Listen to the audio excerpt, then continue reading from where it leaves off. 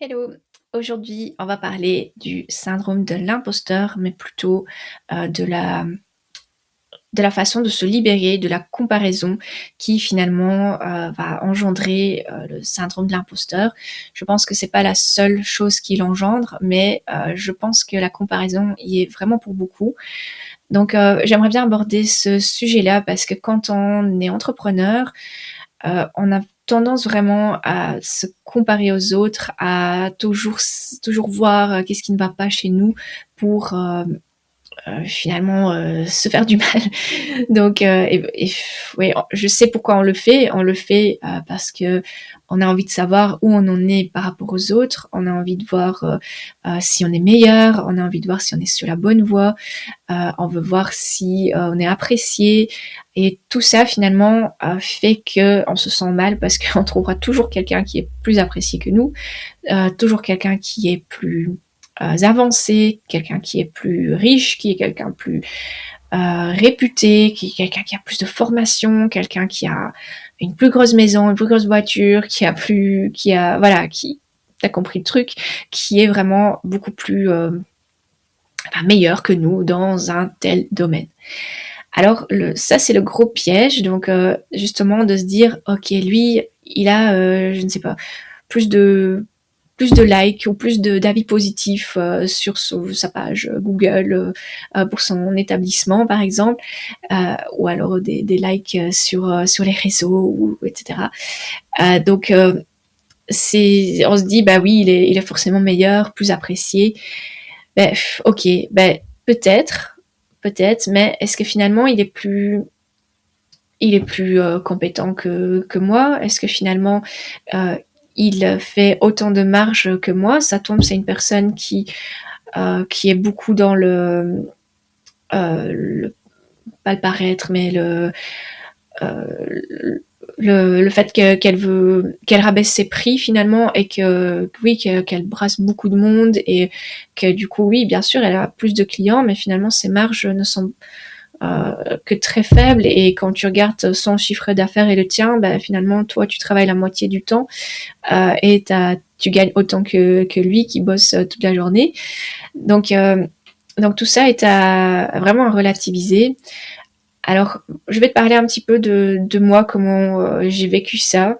Je dis pas que je me compare plus, mais j'essaye de relativiser, j'essaye de ne plus le faire, j'essaye euh, ouais, de me détacher de ça et de me dire aussi, ok, cette personne-là, elle est peut-être meilleure là-dedans, mais elle est moins bonne que moi dans autre chose.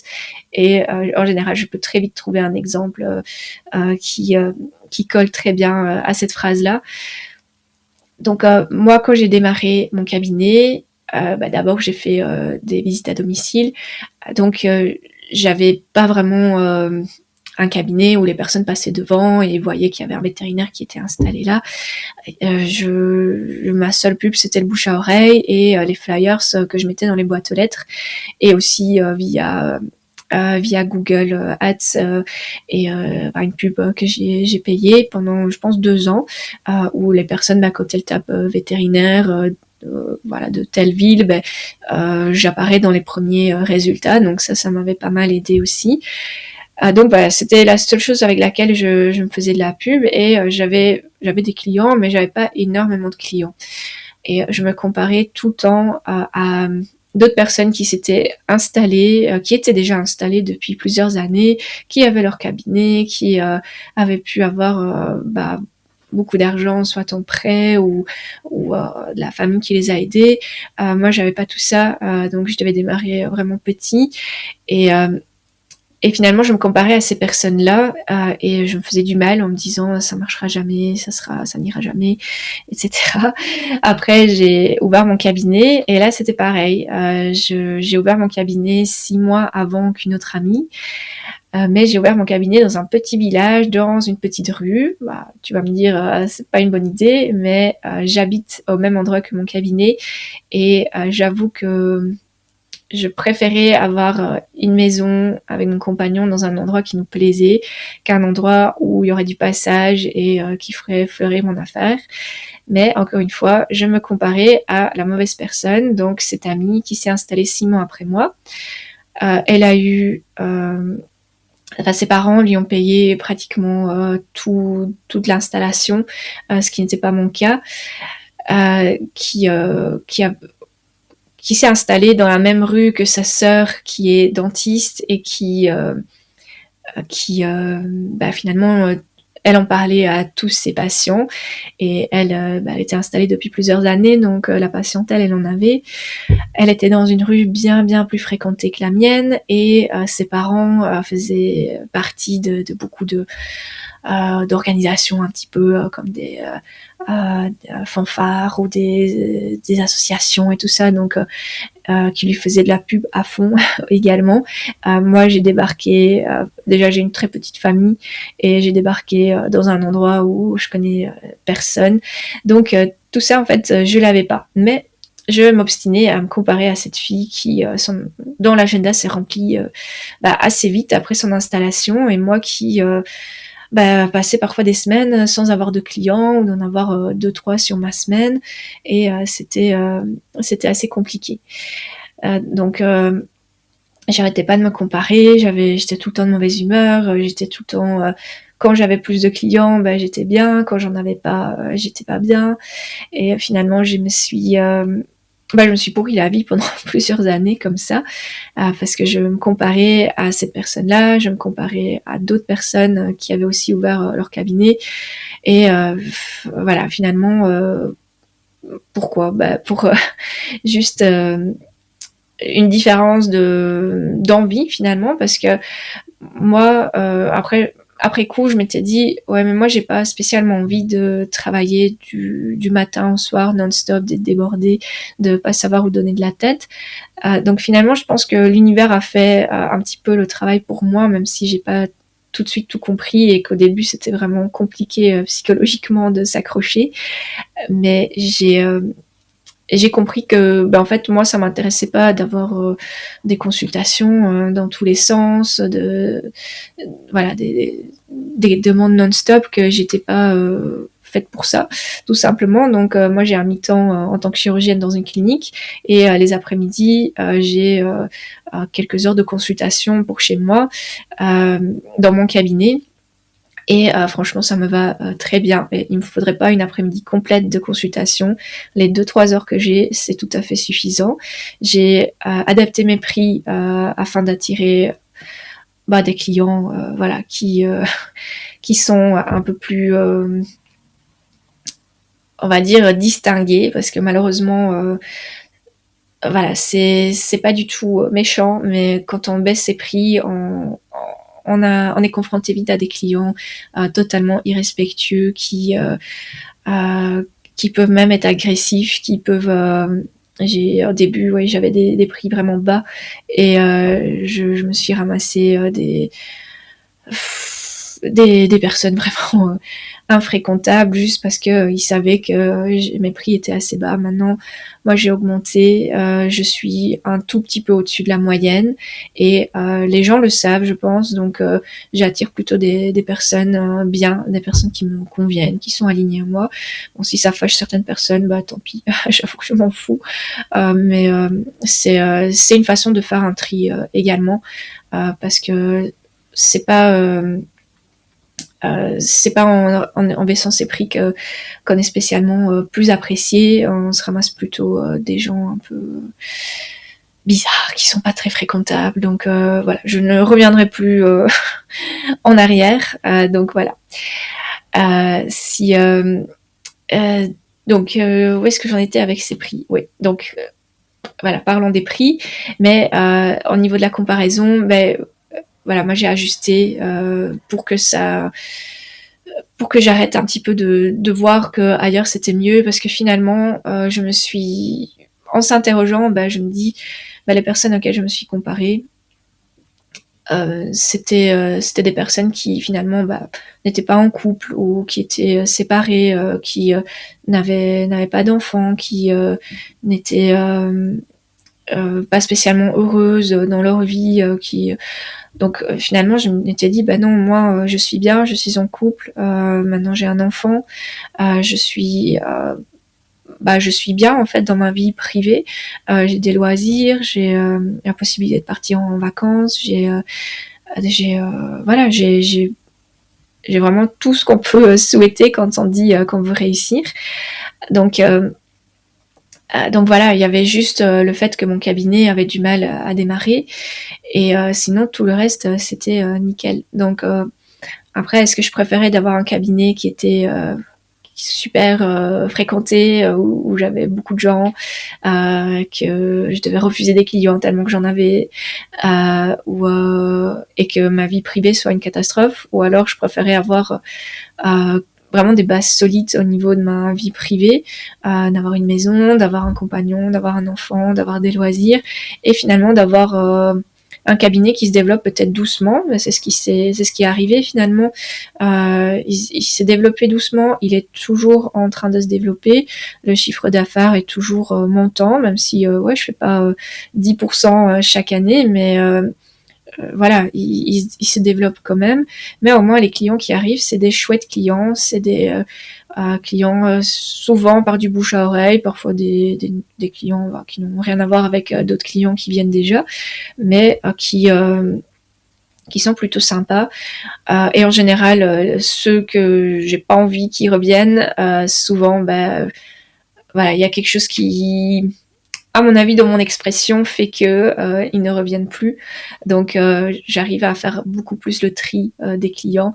Et je pense encore une fois, même si ça va peut-être fâcher les gens qui m'écoutent, mais je pense que le fait de lever un peu ses prix fait aussi un tri. Et voilà, je m'excuserai pas pour avoir monté un petit peu mes prix par rapport à la moyenne, juste pour avoir un petit peu plus de tranquillité d'esprit avec des gens voilà, qui me ressemblent et qui sont cool. Donc, ce qu'il faut retenir, je pense, de la comparaison, c'est de se dire, ok, il y a des gens qui seront toujours meilleurs, il y a des gens par rapport auxquels toi tu seras toujours meilleur. Donc n'oublie pas parfois de regarder aussi en arrière. Moi, c'est un truc qui marche à moitié, ça dépend des situations. Parce que me dire ok, bah lui en fait il a jamais rien tenté de sa vie, donc je peux me comparer à lui, bah j'aurais on va dire des petits V dans une checklist sur beaucoup de points par rapport à cette personne. Ou quand je vois certaines personnes, certains de mes premiers clients, comme je le disais, que j'ai plus spécialement envie de fréquenter, euh, par rapport à ces personnes-là, oui, eux ils sont sur Terre, moi je suis sur la Lune, je suis même sur Mars par rapport à ces personnes-là. Oui, mais je pense qu'on est plus enclin à se comparer aux personnes qui sont devant nous que derrière nous. Et encore, je dirais heureusement, parce que finalement, si on se compare juste aux personnes qui sont derrière, là, on peut vite se dire, ok, là, c'est bon, je pense que j'ai réussi ma vie et je peux m'arrêter là parce qu'il y aura énormément de personnes qui seront derrière, qui vont jamais rien faire de ce qu'elles disent qu'elles vont faire. Ça aussi, les beaux parleurs qui, toi, tu parles de ton projet, tu dis, ouais, je vais faire ça, je vais faire ça.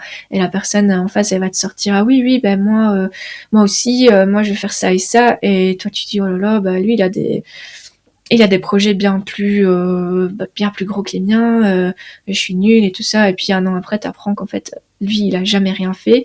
Toi, t'as posé des premières actions et tu avances. Donc, même si t'avances à des petits pas, voilà, c'est très bien. C'est peut-être que ça doit être fait comme ça. Moi aussi, parfois je suis un peu fataliste en disant l'univers a envie que ça se passe comme ça pour moi et que ça n'explose pas d'un coup, que j'ai pas d'un coup 30 clients par jour parce que j'arriverai peut-être pas à le supporter non plus. Donc ça, encore une fois, on est tous différents. Donc je pense que les choses dans beaucoup de cas sont faites de façon à ce que ça se passe bien, même si on n'est pas toujours d'accord, qu'on aimerait bien avancer plus vite, et qu'il y a aussi des tris naturels qui se font également. Donc pour moi, il faut aussi célébrer des petites victoires, parce que finalement, on est on avance dans le business, par exemple. On va avancer un peu dans le développement personnel. On va avancer dans, je ne sais pas, un loisir qu'on a. Voilà, moi, je me suis mise au tennis il y a pas longtemps. Ben, quand je vois que j'arrive à faire un coup droit bien plus maîtrisé qu'à ma séance d'avant, ben, je suis contente. Donc, finalement, il faut un petit peu se féliciter, être un peu sympa avec soi. Je le dis, mais moi, je suis quelqu'un qui est vraiment hyper strict avec soi-même. Donc, j'essaie aussi de réapprendre à être un peu plus sympathique avec moi-même, pas qu'avec les autres. Donc, essaye de célébrer je dis pas d'aller faire la fête ou boire un verre, c'est pas ça, mais dire ok, là, je ne sais pas, j'ai lancé mon site internet, ben cool, enfin, même si t'as pas encore de clients, mais c'est déjà super. Encore une fois, si tu veux te comparer à ce niveau-là, ben t'es déjà beaucoup plus avancé que, on va dire, je vais dire un pourcentage, mais je pense que je suis pas très loin. 99% des gens, il n'y a pas énormément de personnes qui arrivent à quelque chose. Donc, je pense qu'il faut être un petit peu sympa avec soi-même et d'avancer à son rythme. Moi, par exemple, voilà, j'ai pas des niveaux d'énergie constants, donc je peux être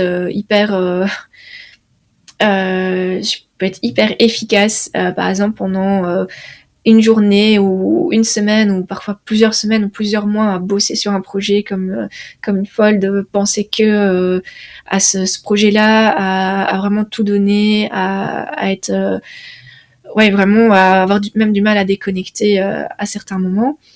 Et après avoir des moments où plusieurs semaines de me dire ok, là c'est bon, j'ai tout donné, maintenant je récolte un peu les fruits de ce que j'ai fait et j'ai besoin de voilà, de faire autre chose, de voir autre chose, et puis de nouveau ça revient et je peux recommencer à bosser sur un projet.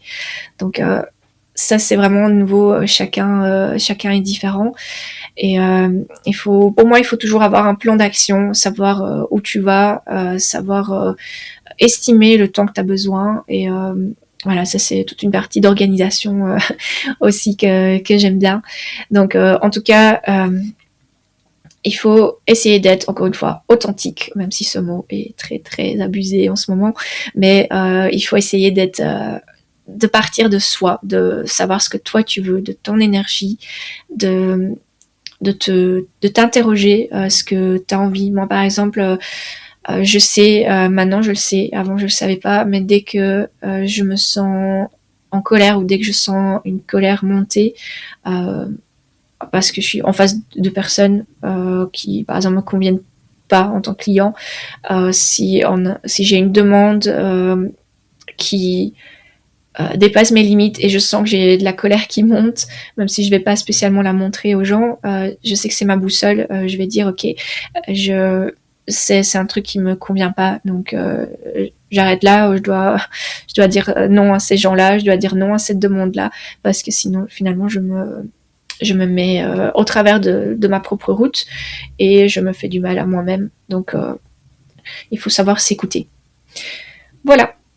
Alors, je vais juste parler encore d'une petite chose, c'est de définir sa réussite par rapport à ses propres standards. Donc pas aux standards de ta profession, pas aux standards de la famille, pas aux standards de tes amis. On s'en fout, on s'en fout. Tu pars vraiment de toi, vraiment de toi-même, de ce que toi tu as envie d'accomplir et de vraiment définir tes valeurs dans ton boulot, tes valeurs dans ta vie, tes standards, quoi. Voilà.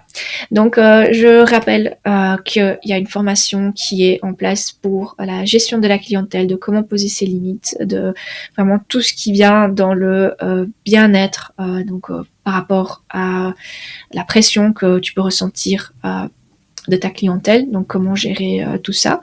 Donc ça c'est la formation et je propose également des séances de coaching.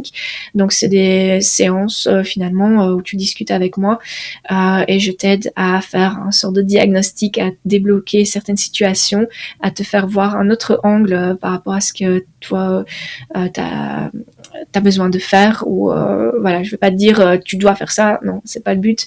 Le but c'est de te montrer que tu peux voir les choses autrement et de voir aussi les actions que tu dois poser en premier. Je peux également t'aider à établir un plan pour un projet ou t'aider à t'organiser. Donc voilà, c'est très large. Donc c'est vraiment pour t'aider à débloquer certaines situations. Donc, si maintenant tu as une question, tu peux aussi m'écrire par mail, tu peux aussi discuter avec moi voilà, d'une problématique avant de prendre la séance. Donc ça, il n'y a pas de souci. Voilà, ben, je te souhaite une très bonne journée et je te dis à bientôt.